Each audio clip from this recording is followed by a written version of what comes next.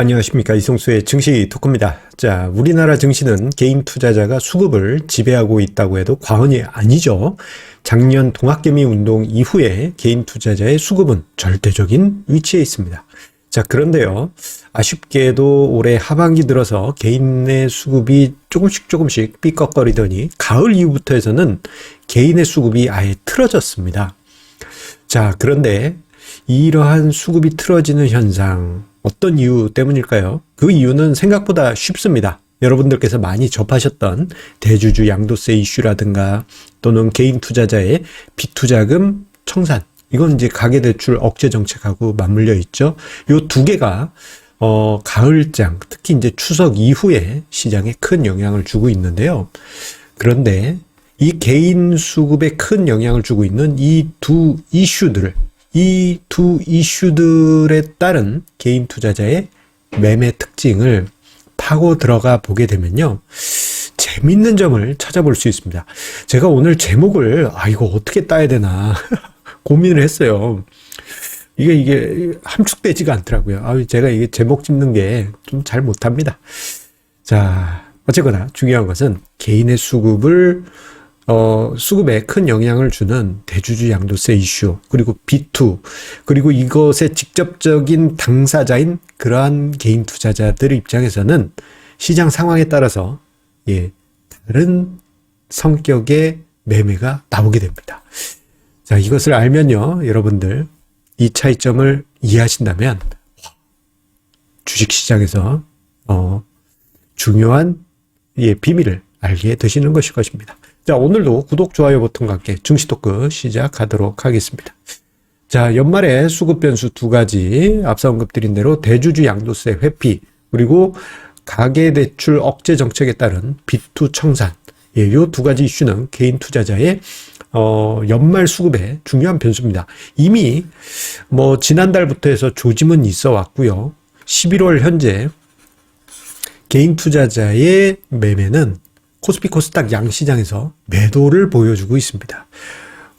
이 작년에는 주식시장이 하락해도 사고, 상승해도 사고, 하락해도 사고 이랬었는데, 올해 같은 경우 보면은 개인 투자자분들이 하락했을 때만 사고, 상승하면 팔고, 하락하면 사고, 상승하면 팔고, 이런 모습이 있어서 전체적으로 순매수 기준은 이어졌습니다만, 이번 11월 달을 보게 되면요, 자, 상승할 때 팔아, 하락할 때 사고요, 상승 반등이 나면 또 팔아요.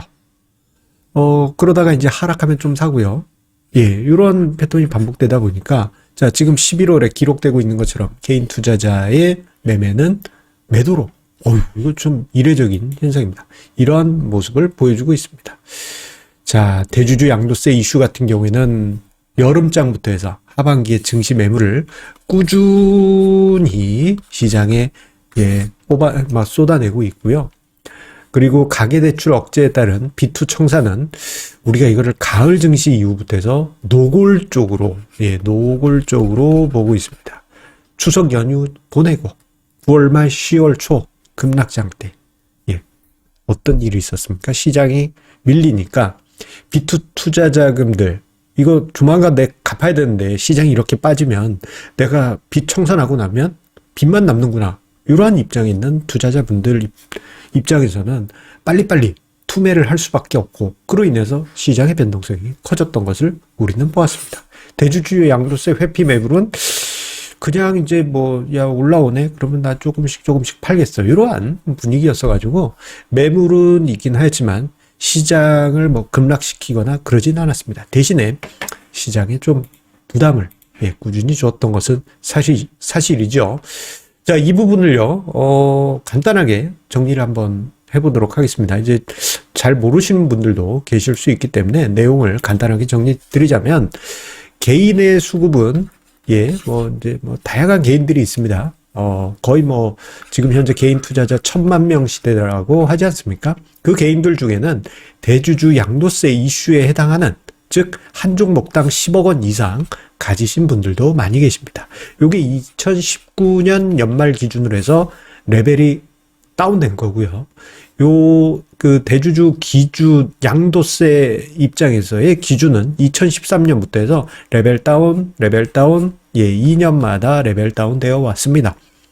자, 그러다 보니 2013년부터 해서 매년 하반기에 예, 조금이 아니죠. 엄청 큰 개인 투자자분들이 매물을 쏟아내는 그러한 현상들이 2년마다 반복이 됐고, 그 중간년도, 즉 짝수년도에도 예, 일정 부분 영향을 줬어요. 이게 뭐가 문제냐, 라고 생각하실 수 있지만, 부동산 생각하시면은, 또는, 금융, 소득 종합과세 생각하시면은 쉽게 좀 이해가 되실 것입니다. 세율 자체가 문제가 아니라 하더라도, 대주주 양도세 대상이 됐다라는 꼬리표가 불편하신 분들이 많아요. 금융소득 종합과세, 2천만 원에서 조금 넘어가는 거 세금 내면 되죠. 대신에, 예, 그 꼬리표. 야, 너 금융소득 종합과세 대상이자 꼬리표. 그리고 종부세 대상 꼬리표. 그거 싫어하시는 분들 많이 계시잖아요. 여러 가지 사연들이 있죠.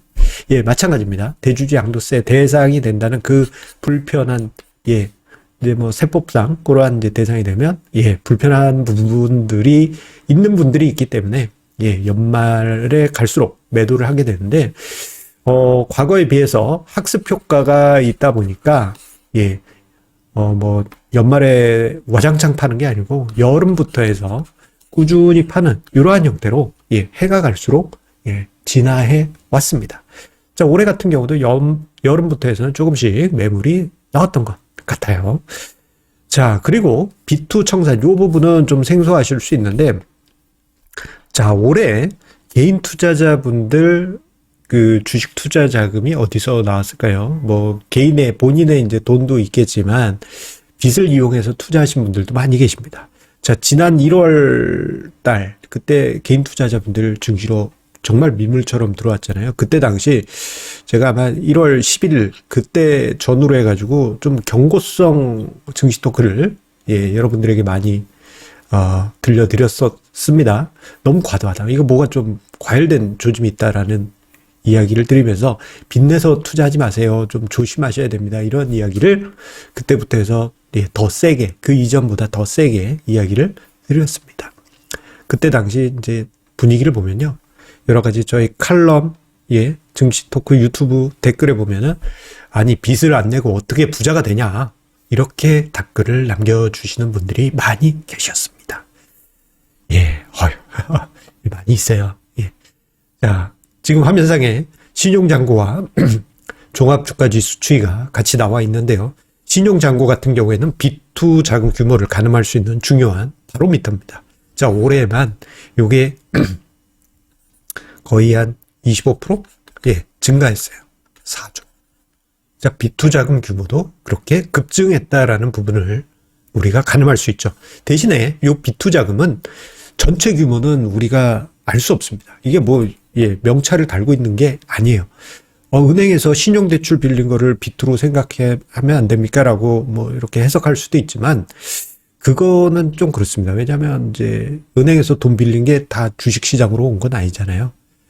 생활비로도 쓰이고 사업자금으로 쓰이고 다양한 형태가 있기 때문에 어떤 신용대출이나 마이너스 통장이 B2로 닿았다라고 할 수는 없습니다.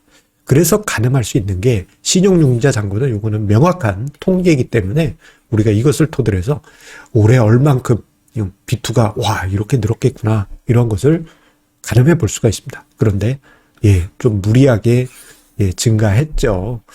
자, 지난 여름에는 26조 원대까지 증가를 했습니다. 자, 그리고 가을 이후, 예, 이거 이제 부동산 잡겠다고 그런 거긴 한데, 가계대출 억제 정책이 본격적으로 등장하게 됩니다. 이제 직장인 같은 경우에는 연봉까지만 마이너스 통장 된다, 이런 이야기들 있어 왔죠. 그리고 이제 만기는 굳이 없다 하더라도 이제 리볼빙을 해야 되는 시점, 그 시점에 조건이 까다로워지면 대출을 갚아야 됩니다. 어쨌거나. 예, 결국 내가 지금 이 가을 시점에 갚아야 되는데 주식장 좀 오르면 내가 팔아서 갚아야지라고 했던 분들이 시장이 가을 이후에 빠졌잖아요. 추석 이후에 빠지는데 어이구 이렇게 계산기 두들겨 봤더니 아이고, 이거 좀 심상치가 않아. 그럼 어떻게 합니까? 투매하게 되죠. 결국, 예, 빚으로 투자한 개인 투자자분들의 청산 압박이 이번 가을장에서 매우 강하게 나타났고 시장에 영향을 미칠 수밖에 없었습니다. 이러한 두 가지 관점으로 대주주 양도세 이슈와 비투를 이해를 해볼 수 있겠습니다. 자, 그런데 요 두 가지 이슈는요, 시장 상황에 따라서 다른 성격을 보여주게 됩니다. 앞서서 설명을 드릴 때도 조금씩 힌트를 드리긴 하였는데요. 자, 강세장하고 약세장에서 성격이 다른 성격의 매물을 내놓게 됩니다. 자, 일단 대주주 양도세 이슈를 한번 보도록 할게요. 재밌지 않습니까? 저희 생각하면서 야, 이럴 수 있겠구나 하면서 재밌었는데 말입니다. 3,000%로 잠깐 빠졌습니다. 자, 대주주 양도세 이슈 같은 경우에는 강세장에서 어떻겠어요? 내가 지금 10억이야, 한 종목에. 이런 분들이 있어요. 많아요. 이제 투자자분들이 생각할 때, 난 투자 자금이 1,000만 원인데 10억가 얼마나 있겠어? 라고 생각하시겠지만 은근히 많습니다. 그리고 요 대주주 양도세 기준은 가족 합산이에요. 가족 합산. 예. 가족을 합산하기 때문에, 배우자, 직계, 엄마, 아빠. 내가 삼성전자 몇 억 샀는데, 엄마, 아빠, 이게 부인 합쳤더니 막 20억이야. 그러면 여기 해당되는 겁니다. 어쨌거나. 자, 시장이 강세장이면, 이런 일이 있겠죠. 턱걸이 했어요. 나 한 9억이야. 근데 시장이 올랐어. 그러면 11억이 됐어요. 그러면 대주주 양도세 대상이 되게 되죠. 그렇기 때문에, 시장이 안 올라갈 때는, 나 그냥 마음 놓고 있었는데, 시장이 올라가면 대주주 양도세 대상이 되신 분들이 늘어나면서 매물 압박이 가중되게 됩니다. 대신에, 이 대주주 양도세 매물은, 시간에 쫓기는 거예요. 시간에. 가격에 쫓기지는 않습니다. 가격에 쫓기지는 않아요. 그냥 걸어놓고, 연말까지 팔아야 되는데, 이런 분위기. 안 팔리네. 그때, 좀, 연말 가서 좀 조금씩 가격 낮춰서 팔지. 조금 여유가 있어요. 예. 그런데요, B2 청산 같은 경우에는, 이 반대 상황을 봐야 되겠죠? 약세장일 때 쫓기는 입장입니다. B2 자금은요. 쫓기는 입장이에요. 그래서 매물이 출회될 때 어떤 현상이 나타나냐면은, B2 같은 경우에는 약세장일 때 투매를 하게 됩니다. 왜냐면은 내가 당장에 이번 달이 만기가 되는 거 갚아야 되는데 주식 시장이 떨어지면 어떻게 되겠어요? 야, 이거 난 내일 팔면 더 손해보겠구나. 다음 주 팔면 이거 큰일 나겠구나 하면서 패대기 칩니다. 자, 우리가 9월 말, 10월 초, 그리고 11월 초, 지난주와 이번 주 초반에 우리가 봤죠. 결국 이제 개별 종목에서 급락장이 많이 나왔습니다. 어제 같은 경우 종목들을 보게 되면 어땠어요? 그냥 상승 종목 수는 요만큼인데 대형주, 하락 종목 수는 이만큼이었잖아요. 그러니까 지수는 상대적으로 견조한데 개별 종목 단위에서는 막 비교안 나오고 막 이런 일이 벌어지게 됩니다. 자, 이게 이제 B2 청산 상황이에요. 어떻게 보면 대주주 양도세 상황하고 반대 입장이죠. 자, 대주주 양도세로 다시 돌아서 약세장일 때 보도록 할게요. 이렇게 얘기 들으면 좀 헷갈릴 수도 있겠다. 자, 대주주 양도세 이슈를 보게 되면 약세장일 때는 어떻게 되겠습니까? 평가 금액이 떨어지죠. 나 9억이었는데 8억이 됐고 7억이 됐어. 그러면 아예 이거 대상이 안 되잖아요. 매물 있을 이유도 없습니다. 나 대주주인데 이런 거 사라지게 되죠. 11억이었다. 10억이 됐다. 9억이 됐다. 그러면 대상에서 사라지게 되죠. 결국 시장이 하락하게 되면 대주주 양도세 요 이슈는 시장에서 의미가 퇴색되게 됩니다. 자, 이런 부분이 있고 요 반대 측면 B2 같은 경우에는 강세장에서는 어떻습니까? 매물이 없는 건 아닌데 천천히 매도. 이번 달에 내가 이번 달 말에 빚을 갚아야 되는데 시장이 오르네. 그러면 다음 주 기다렸다가 오르면 팔면 갚고 이만큼 더 남잖아. 이런 여유가 생기거든요. 그래서 강세장일 때는 B2 같은 경우에는 천천히 매물을 내놓기 때문에 영향력이 감소하게 됩니다. 대주주 양도세 이슈는 약세장일 때 의미가 사라지는 것처럼 말입니다. 자, 요 표를 머릿속에 찰칵 찍으세요. 아니면 이제 사진기로 스마트폰 카메라로 찰칵 찍어서 기억을 하시기 바라겠습니다. 자, 그렇다면 현재 시장에서는 어떨까요? 지금 종합주가 지수가 3,000포인트가 안 되죠. 이번 주에 빠진 것도 이거 해가지고 아무리 턱걸이 배치기에도 지금 못 올라가고 있습니다. 자, 지금 위치 하반기 들어서 시장이 크게 하락한 부분이 있습니다. 자, 그렇다면 어떨까요? 대주주 양도세 그 대상이었던 분들 올해 뭐 상반기 마치고 하반기 막 들어왔을 때 많았겠지만 지금은 많이 줄었겠죠. 그리고 대상이었던 분들은 뭐 미리미리 좀 조치를 하셨을 것입니다.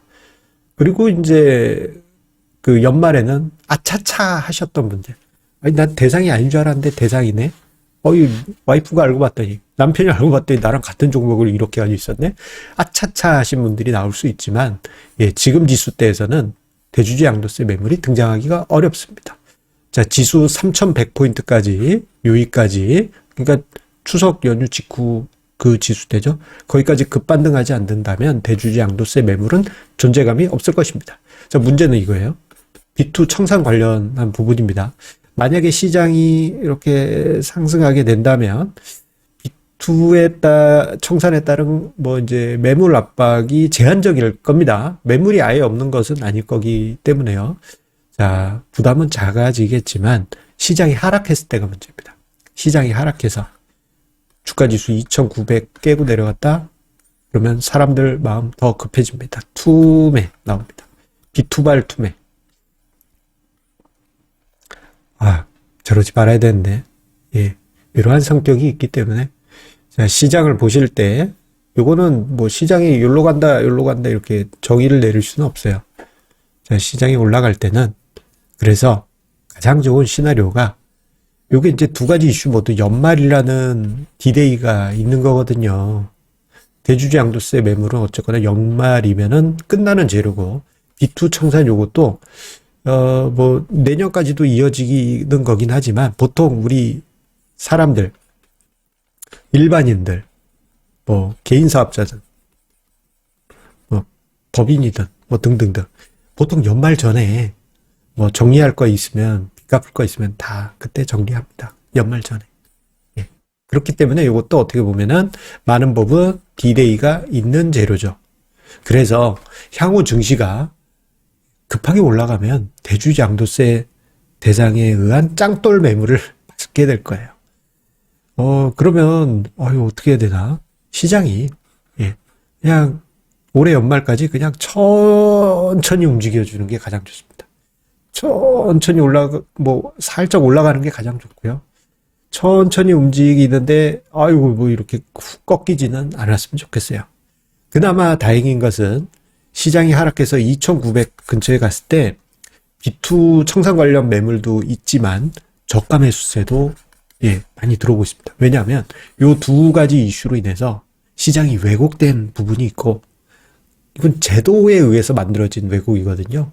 그리고 그 왜곡을 역이용하는 투자자들이 많이 있다 보니 저가 매수세도 등장을 하고 있습니다.